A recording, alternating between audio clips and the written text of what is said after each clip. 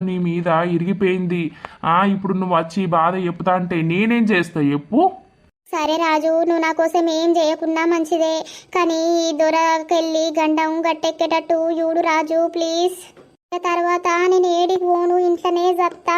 ఆ పొలం పనేందో కైకిలు పోయి ఉంటా గాని వానిల్లద్దు, వాణ్ణి నా నుండి దూరం చేసేటట్టు చూడు రాజు. భయం అవుతుంది నాకు రోజు రోజు. పుష్కన మా ఆయనకు తెలిస్తే వాడికి ఏదన్నా అటటాకో గిటటాకో వస్తే మళ్ళీ పైసలు పెట్టలేక నేను చావాలి, ఏం నుండి తెచ్చి పెట్టాలి. మా ఆయనకు తెలియద్దనే నాకు అనిపిస్తుంది, అందుకే నీకు చెప్పుతున్నా నా బాధ. సరే సరే చెప్తున్నావు గాని ఇప్పుడు ఏం చేద్దాం, ఏం కథ? రాజు నీ కాళ్ళు మొక్కుతా, నువ్వే ఏదో ఒకటి ఎయ్యి రాజు ప్లీజ్. దూరం జరుగులత నువ్వు. అబ్బో రాజు కూడా మస్తు మారిపోయిండు. ఛీ, నా బతుకు పాడుగాను, నేను ఎందుకు ఇట్లా చేసుకున్నా. కలిసి ఉన్నామనుకున్నా, కలలను కంటూ కూర్చున్నా, నిజమయ్యే క్షణం ఎదురయ్యేసరికి ఇంతగా మారాలా.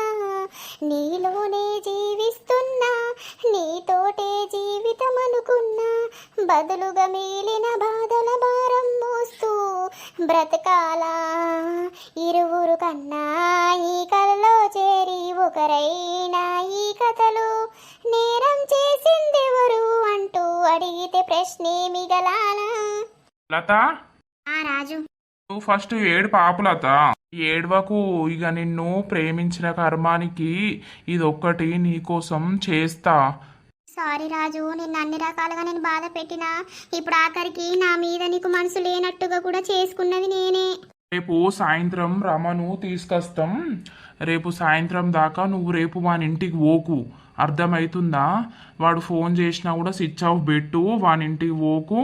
నేను ఎల్లుండి పొద్దున నిన్ను తీసుకొని వాని ఇంటికి పోదాం. పోయినాక వాని సంగతి ఏందో నేను చెప్తా, సరేనా?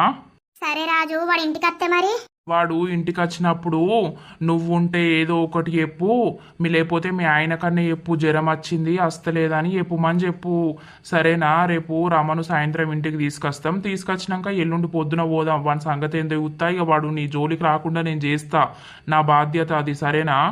థ్యాంక్స్ రాజు, ఇది ఒక్కటి చేసి పెట్టు ప్లీజ్. నువ్వు చీటికి మాటికి కాళ్ళు పట్టుకోకులత. నేను చేస్తా అని చెప్పిన కదా, ఖచ్చితంగా చేస్తా. ఒక ఆడపిల్ల వచ్చి నా దగ్గర బాధపడుతుంటే నేను చూసుకుంటూ ఉంటానా? అందులో ఇంకా నేను నీ వెంట పడ్డవాన్ని, నాకు నీ బాధ ఏందో అర్థమవుతుంది. ఇది ఒక్కటి నీ గురించి వేసి పెడతా కానీ నువ్వేం బాధపడకు, సరేనా? రేపైతే వాని ఇంటికి పోకు, ఎల్లుండి వాని సంగతి చూస్తా నేను. సరే రాజు, పోతున్నా మరి. సరే వెళ్ళు. ఆ టెన్షన్లా నేనున్నా. ఇక పాపం ఆ